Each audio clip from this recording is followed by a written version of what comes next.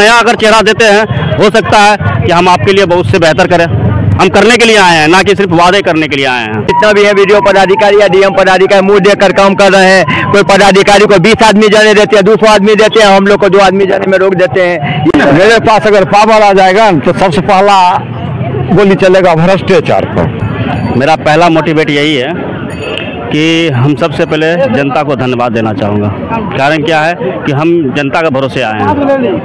आगे और क्या मुद्दा है आपका? मुद्दा तो ये है कि आप लोग जो हैं बढ़िया से पढ़े लिखे जितने भी मेरे बेरोजगार भाई हैं वो हमसे मिलें, सब कुछ करें, और हम कोशिश करेंगे कि वो जो पलायन जो कर रहे हैं और यहाँ वहाँ जाके कम बेस में जो भी नौकरी कर रहे हैं वो उसको बेगूसराय में हम उसको करवाएंगे।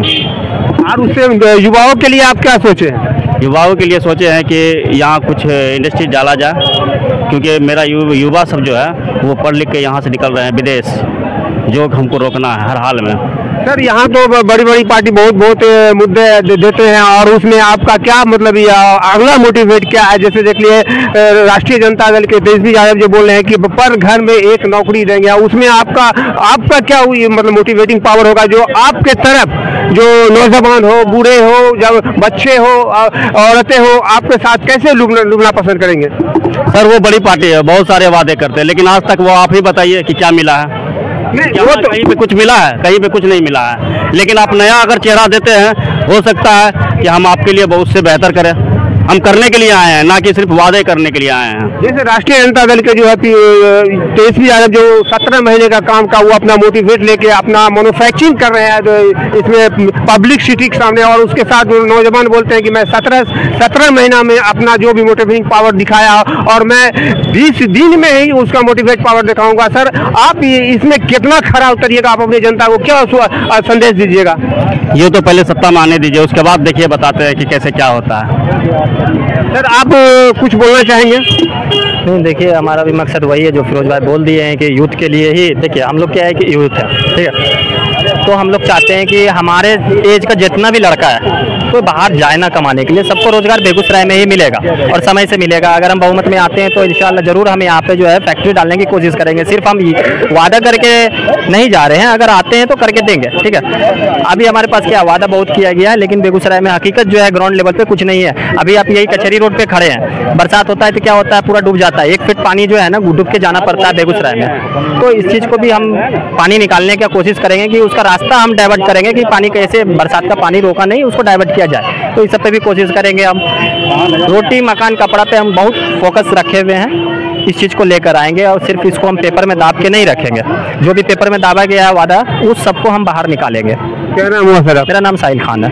कुछ ऐसे जो है एडवोकेट साहब से मैं जानना चाहूँगा कि इनके साथ जो प्रॉब्लम हुआ, अभी जो अंदर गए थे अपने कैंडिडेट के साथ में, इनका जो आरोप लग रहा है कि बड़ी बड़ी पार्टियां को 100-200 जाने देते हैं, और हमारी पार्टियां जो जब नॉमिनेशन करने के लिए गए थे उसमें से किसी भी कार्यकर्ता हो या किसी भी जो जनता के साथ हमें घुसने के लिए रोका गया, क्या ये सही मायने में रोका गया? मैं इस जानकारी डायरेक्ट आपको हमारे एडवोकेट जो है उनसे लेना चाहेंगे। क्या सर सही में ये बात हुआ है? देखिए आज से 2 दिन पहले भी हम DCLR में एक मुकदमा लेकर गए थे, वहाँ रोक दिया गया।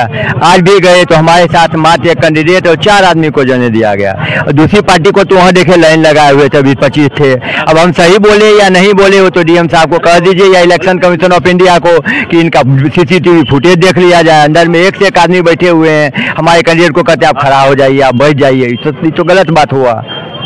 आप तो संविधान का मतलब सबके लिए बराबर। अभी तो आप विधायक, अभी तो आप हैं नहीं, जीतिएगा और आप जीतिएगा तब आप विधायक बनिएगा। अभी तो आप विधायक है नहीं तो आपको कुछ ही मिलेगा, हमको कहिएगा खड़ा रहे, तो गलत बात है। हमारे साथ तो असमानता का व्यवहार हो रहा है। एक वकील साहब के द्वारा जो जिस तरीका का मोटिवेटिंग पावर दिखाया गया, उनके तरफ से जो आरोप आ रहे हैं कि जब हम अपने कैंडिडेट के साथ जिसकी जो संवैधानिक तौर पे ये वकालत भी करते हैं और वकालत भी हैं, उनके ड्रेस में भी पता चल जाता है, और इनके साथ जिस तरीका से व्यवहार किया गया, उन्होंने अपने वक्तव्य अपने मुंह से दिया। मैं इस चीज़ को आगे बढ़ाना चाहूँगा, और इस चीज़ के जानकारी के लिए मैं सभी जितने भी एडवोकेट हैं मैं उनसे भी मैं बताना चाहूँगा, क्या ये जो इतना बात बोले या सही मायने में आपके साथ भी दुर्व्यवहार किया गया है? जी, दुर्व्यवहार तो खैर मुंह से बोलने से नहीं है, वहाँ सीसी कैमरा है ना, उसे आप फोटो स्टेप कर लिए निकालिए और पता चलेगा कि क्या क्या चल रहा है अंदर में। एक बड़े विधायक भूतपूर्व बैठे हुए थे, नाम विधायक बैठे हुए थे, नाम अभी नहीं खोलेंगे। अब उनको देखने के बाद जो एसडीएम साहब हैं उनका और पावर बढ़ गया, और जैसा लगता था कि छोटा पार्टी का वहाँ पर कोई गिनती ही नहीं है, माने वो भारत के हैं ही नहीं, ऐसा लग रहा था। अब बड़ा पार्टी जो है बैठे हुए हैं और छोटा पार्टी को जो है कोई वैल्यू नहीं, आम जनता जैसे कोई भिखारी नहीं आता है उसी टाइप से माने छोटा पार्टी का व्यवहार उनके साथ हो रहा है। सर ये तो आप जिस तरीका से बोले थे संवैधानिक तौर पे आपके साथ छेड़छाड़ किया गया है। हाँ भाई, संविधान नहीं है, मान लिया जाए उसके बगल में बैठे हुए जो भी विधायक हो और उनके साथ ऐसा है, और फिर छोटा पार्टी के साथ ये सब क्या है, गलत नहीं तो और क्या है। यह संविधान के अनुच्छेद 14 का उल्लंघन है। कानून में दिया गया है सभी के सामने कानून समान व्यवहार करेगा, किसी को 200 आदमी को जाने के लिए मिलेगा, कोई 2 आदमी नहीं जाएगा, 4 आदमी पर रोक लेगा, ये इससे बड़ा क्या अपराध होगा। ये तो मेरे मौलिक अधिकार का हनन है। सर अब जो इतने वक्तव्य दिए हैं उसके बारे में सर आपका क्या निर्णायक रूप होगा, आपका जो अगला मोटिवेट है, जैसे आप बेगूसराय विधानसभा से अपना परचम लगाने के लिए आप अपना ये पैर किए हैं सर, और नौजवानी के साथ में आपको क्या मोटिवेटिंग पावर होगा।